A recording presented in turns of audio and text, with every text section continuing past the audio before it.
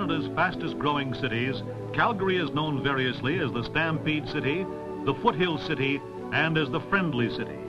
You can take your pick, but you won't go far wrong with any of these names. Born in 1875 as a Royal Canadian Mounted Police fort, Calgary today numbers over 200,000 residents. As modern and up-to-date as tomorrow, the Friendly City retains its colorful ties with a not-so-distant past. Stampede Week is supported by all Calgarians with true Western hospitality. This four-legged host was on hand to welcome members of the Fourth Estate and DCA officials who visited the exhibition grounds. Veteran Brier reporter Bill Good explains what these grounds will see during Stampede Week. The best cowboys in the world take the roughest ride in the world on the backs of Western broncs. And when they tire of this, there's always the Brahma bull, who is absolutely no use for cowpunchers.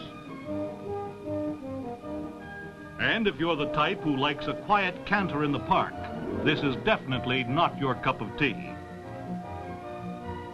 Worth over $25,000, the famous chuck wagon races are a thrill no visitor will ever forget. A couple of miles away on the other side of Calgary, a unique attraction occupied the spare time of the rink from Dartmouth, Nova Scotia. Here on St. George's Island, life-size replicas of prehistoric animals attract thousands of curious visitors each year. Dinny the dinosaur weighs in at something like 120 tons, and that's an awful lot of steaks, even for Calgary. A few yards away, one of the best zoos in Canada houses a wide variety of live animals. These big polar bears welcome the Maritimers with their full bag of tricks. Meet Carmichael, who put on quite a performance, including playing catch with a bowling ball. This little fella was plainly camera shy, and he wouldn't play ball at all. The Palliser Hotel was Brier headquarters, and from here a number of curlers left for a visit to the nearby mountain playground at Banff. A short distance from the heart of downtown Calgary, the Trans-Canada Highway leads the motorist into the shadow of the Canadian Rockies.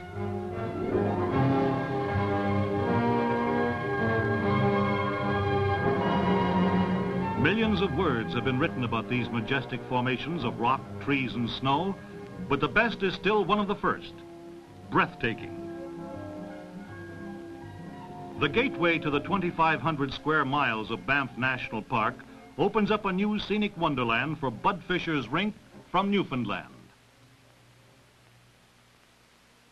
At the Timberline Lodge, the curlers from Canada's 10th province had a closer look at Mount Rundle.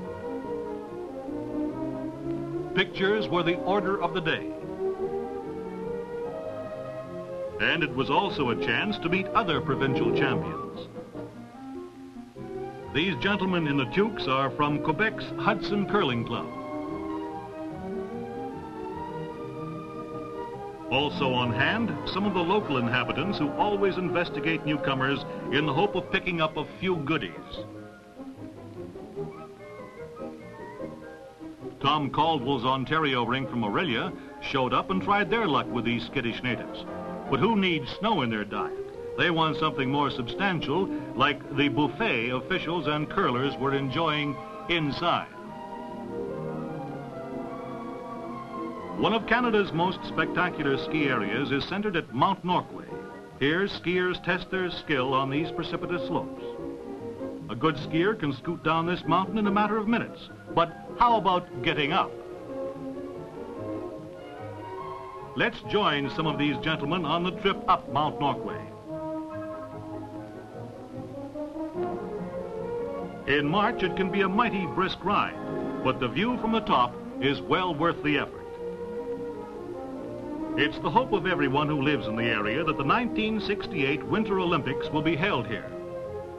And it's doubtful if a more perfect setting could be found anywhere in the world. As the lift carries you higher and higher, the breathtaking panorama unfolds before you. Curlers from all parts of Canada certainly consider this one of the highlights of their visit to the 1961 Curling Championships.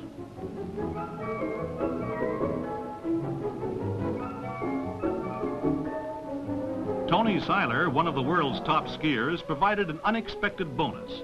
He was showing these youngsters some of the finer points of the sport. Watch them as they take off straight down the side of the mountain.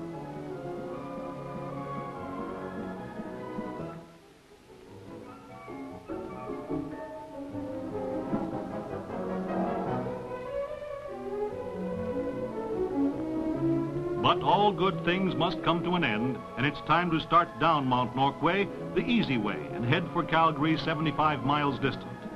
As we descend, we have a final look at the magnificent panorama of mountains that surround us. Shortly before 3 o'clock on Monday afternoon, the crowds began showing up at Calgary's Stampede Corral. It was perfect curling weather, crisp, cool, and sunny, and the fans looked forward to exciting curling and the impressive opening ceremonies. Right on time, the Calgary Highlanders pipe band marched down the ice, leading the top curlers from Canada's 10 provinces. Some were playing in the Brier for the first time. Others found it a familiar scene. The sound of the pipes, the crowded stands, and the brilliant contrasting colors of the whole scene.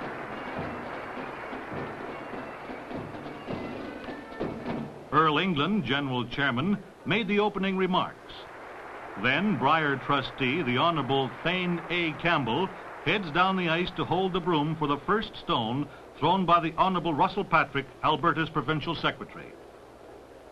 That looks like the right amount of ice. Let's see what happens. And there it goes, and the 1961 Canadian Curling Championships are officially underway.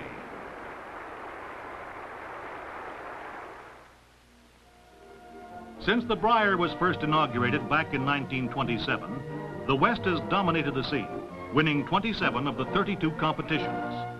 Manitoba's been the big winner, taking the MacDonald Brier tankard 15 times.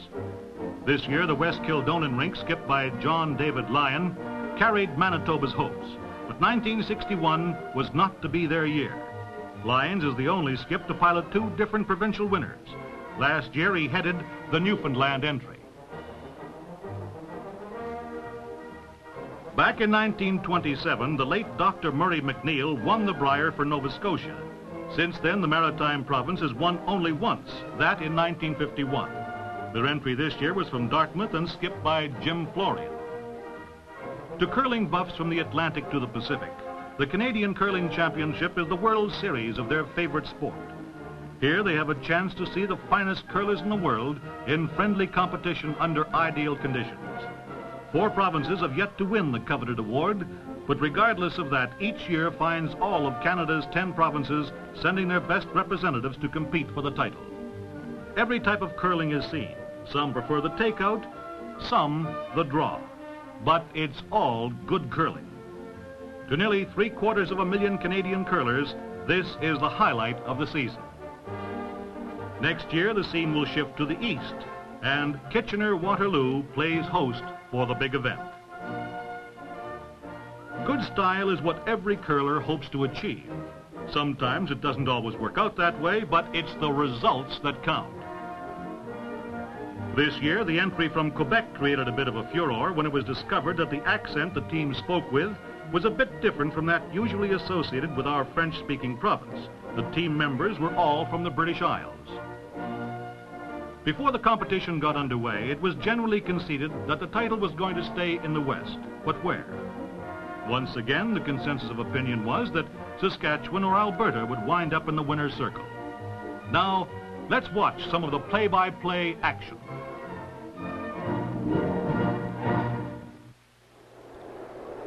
On the basis of their first day's performance, the West Coast province of British Columbia had been given a chance to upset the favored Prairie rinks. In their first game, they'd won a thriller from Jack Pollyblank's Northern Ontario team and then dropped a heartbreaker to Saskatchewan's Avonlea entry, skipped by Jack Keys. Meanwhile, Big Heck Gervais had posted 2 wins for Alberta, knocking off Manitoba in the first game and dropping the Campbellton, New Brunswick rink, skipped by John Wesley MacDonald. Here in the 7th end, Alberta is leading BC 6-5 and is shocked. Tony Folk, BC skip, gets the ice for a draw to the Alberta stone.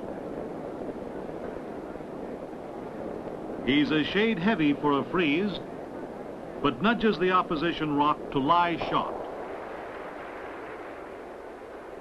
Showing the same cool precision that seldom left him during the 5-day meet, Gervais delivers his last rock. With perfect weight and excellent sweeping, he completes a beautiful draw to count one and increase his lead. So at the finish of 7 ends, the score Alberta 7, BC 5. With 3 rocks left in the 8th, British Columbia has 2 stones in the house. Tony Folk delivers and draws in with his first shot to lie 3. With big trouble staring him in the face, Gervais tries a double takeout. But he only succeeds in moving one of BC's stones to the 12-foot and goes out himself. This is the chance the rink from White Rock's been waiting for, and the BC skip makes no mistake. He draws in to count a big 4 and move into the lead 9-7. With Skip's rocks to go in the 9th end, Alberta lies 1 as Tony Folk attempts a draw to the shot rock, but his foot slips as he delivers, and as a result, he's narrow. He raises an Alberta rock to let them lie 2. Ron Anton, Alberta's 3rd, asked his skip for a draw to the 8-foot. The stone comes in nicely to lie 3.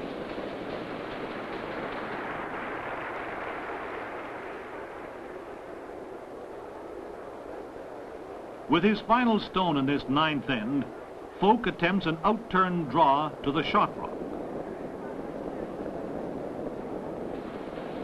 He's narrow, but raises his own stone to leave Alberta lying 2.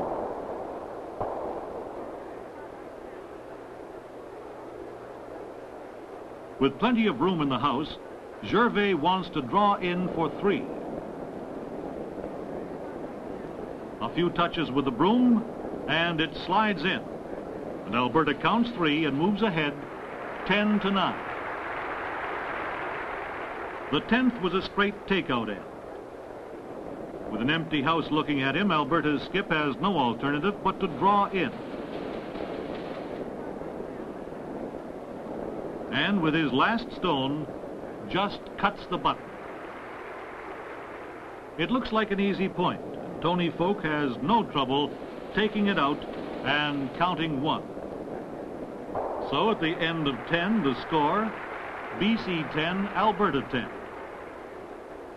Gervais blanked the 11th end in order to have last rock coming home in the 12th. With this advantage, he draws into an empty house.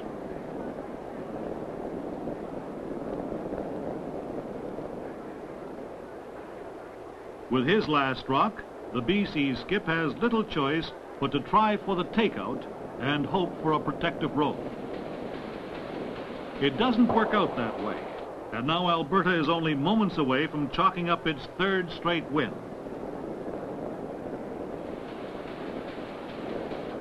There it goes, and so it goes. Final score, Alberta 11, British Columbia 10. One of the most exciting games of the week involved the Saskatchewan rink from Avonlea and the youthful contingent from Prince Edward Island.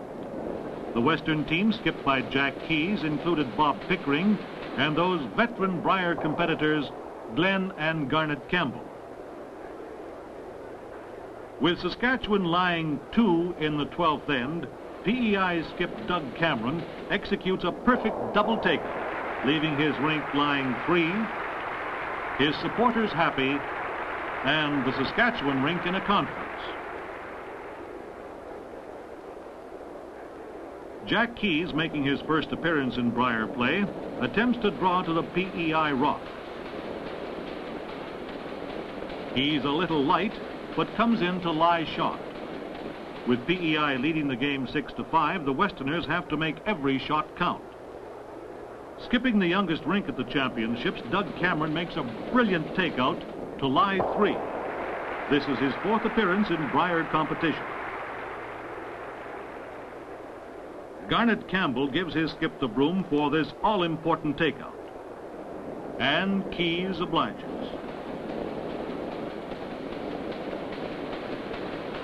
It heads straight to the target to count 1 for Saskatchewan. And so at the end of regulation play, the score is all tied up at 6 points apiece. With 4 rocks to go in the 13th end, Saskatchewan is shot behind a rather flimsy guard. Keys attempts to set up better protection, but he doesn't quite make it.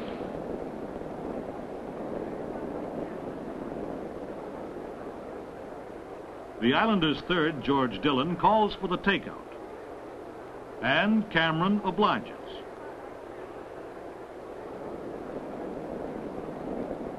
He gets it, plus a nice roll that puts the Maritime rock behind a solid guard. So now what? Well, how about another conference? It appears that the intent here is to draw in behind the guard and lie against the opposition rock.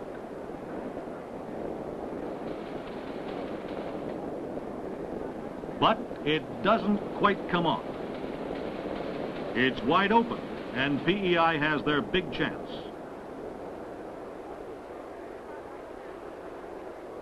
Doug Cameron takes deadly aim and fires his last rock straight to the target. And so Prince Edward Island hands Saskatchewan its second and last loss of the 1961 championships. The same evening, these youngsters from down east went on to hand Alberta its only defeat during the week of round-robin curling. A subject of many warm discussions at any Brier meet concerns the relative merits of the Western game versus the Eastern style of curling. These discussions can become as heated as any Grey Cup argument. There can be no doubt that the West takes its curling as very serious business indeed. Their record of 27 wins out of the 32 times that the championship has been contested for bears this out. However, as those other 5 playdowns indicate, they can be beaten, but it won't be easy. The standard of curling right across Canada is improving every year. New curling clubs are springing up in virtually every corner of the country, a great asset to the health of the nation, and particularly for the youngsters who will become the contestants to furnish the thrills at future championships.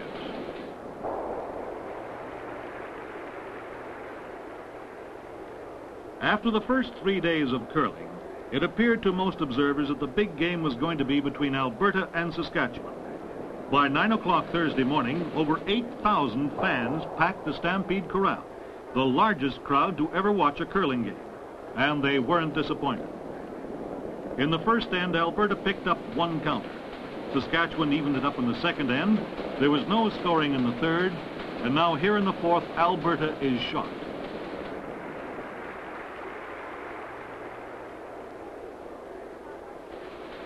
Keys, with an out-turn takeout, makes contact but rolls out himself. Getting the ice from his third, Gervais lines up and delivers. He removes Keys' stone and counts 1. And so Alberta goes ahead again, 2-1. There was no scoring in the 5th. In the 6th, Saskatchewan is shot, but Alberta has 2 rocks in the house.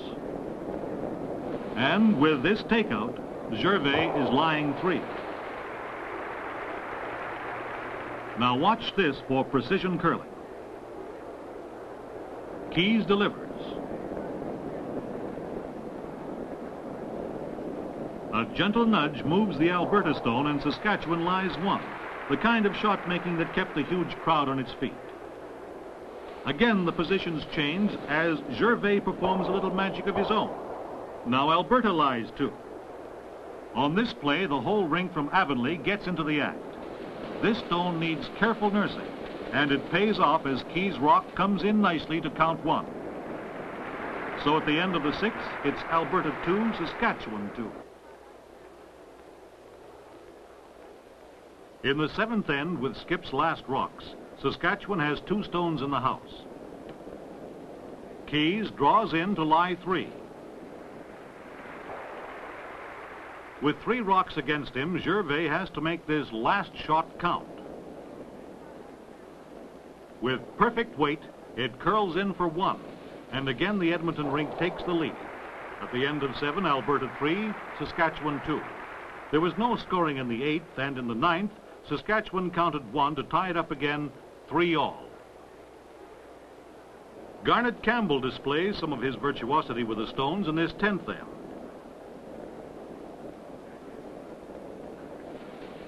He gently moves the Alberta stone to lie 3.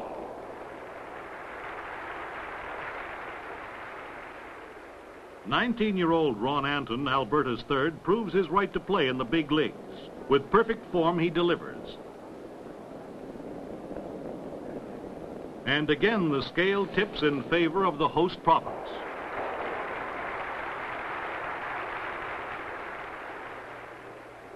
Now Garnet gets the broom and attempts a difficult freeze shot. It works out just right, and he comes up against the Alberta stone and is shot. But Anton is not to be denied. He delivers one of the best shots of the game, a brilliant double takeout that leaves Alberta lying 2. With the pressure building, Skip Keys elects to draw. He delivers, and they watch this one closely. And there it is, to lie shot. The fans know that both teams are just waiting for that big break. Peck Gervais, the potato farmer from Edmonton, gets the ice from Anton. He figures he'd better talk this one to the target. And he must have said the right things, because it's in there, and Alberta has 3 rocks counting. With the possibility of dropping a big end, Keys figures he'd better attempt a draw to the shot rock.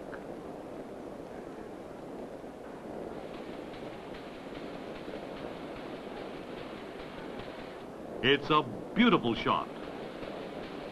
And now you can cut the tension with a knife. Okay, Scotty, what do we do for an encore? Gervais really gets down to work on this one. All the way down, in fact.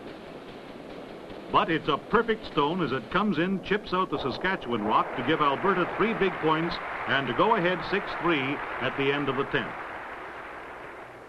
An art student at the University of Alberta, Ron Anton is also quite an artist on the ice.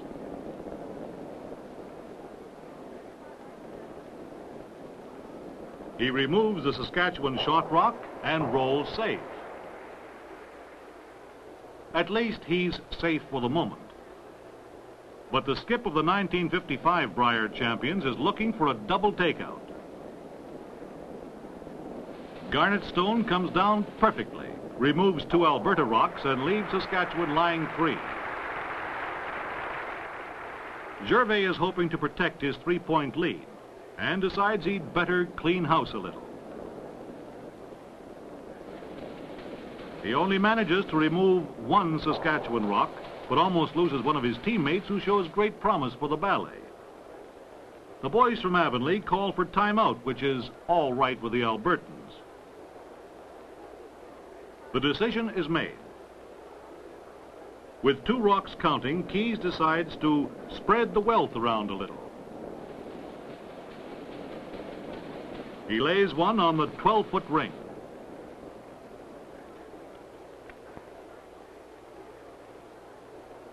With 3 against him, Gervais, seeing his lead about to be whittled away, goes after the shot rock. He gets it to lie shot, but vulnerable. It's an easy job for a removal expert like Keys. He sends his rock right to the target and winds up counting 3. Once again, the score is all tied up. Saskatchewan 6, Alberta 6. Lying shot, Gervais holds the broom for Ron Anton as tension builds in the Stampede Corral. Having last rock, the Alberta skips wants the Saskatchewan's rock out of there. Garnet Campbell gets the ice for a draw to the Alberta stone. But it doesn't bend enough, and he winds up an open target. With Anton's last rock, the big man from Alberta asks for the takeout and gets it. Saskatchewan's third gives his skip the broom. With his first rock, Keys attempts an in-turn draw.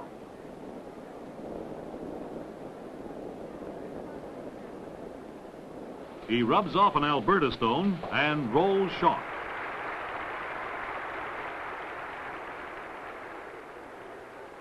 Now with his first stone, Gervais delivers with great care.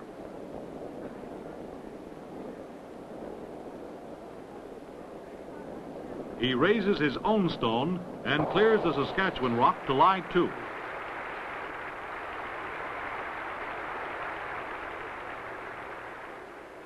Keys figures a double takeout and roll is his only hope. He delivers, but doesn't make it. Alberta counts 1 and takes the big game by a score of 7-6.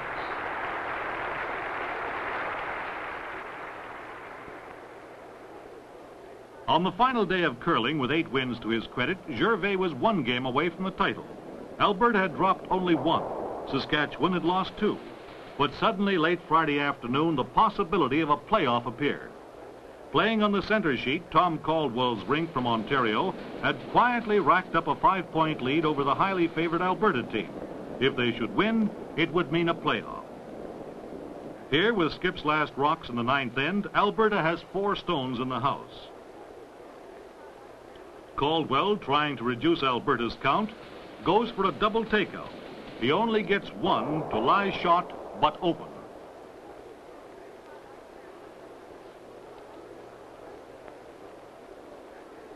Gervais, not looking forward to a playoff on this last day, wants a big end.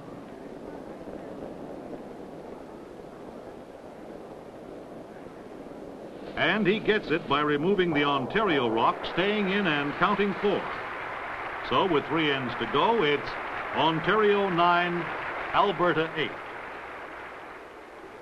With Skip's last rock to go in the 10th, Ontario has 2 stones counting. Gervais, with perfect control and weight, uses the Aurelia rocks for a guard. He draws in behind to lie short, right on the button.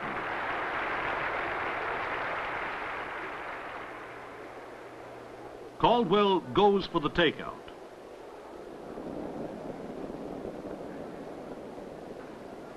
He's on the broom, but a shade heavy, and goes through the house, leaving Alberta counting 1.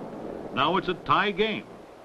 The score, Alberta 9, Ontario 9. Ontario deliberately blanked the 11th end to get last rock going home. Now in the final moments of the 12th, Alberta is shot. Gervais attempts to lay down a guard with his last rock. Caldwell watches closely. But it loses its turn, and there is still a chance to get through the port. This is the payoff rock. The crowd waits, and Caldwell lines up and delivers. But it isn't bending, and he hangs up on Gervais' guard, and Alberta wins the Canadian Curling Championship. Well over 50,000 fans attended the Calgary Brier. David Stewart of MacDonald Tobacco Incorporated congratulates Skip Heck Gervais. Third, Ron Anton. Second, Ray Werner.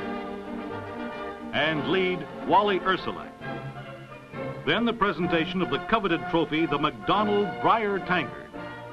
This is the second time that Calgary has played host for the Canadian Curling Championships.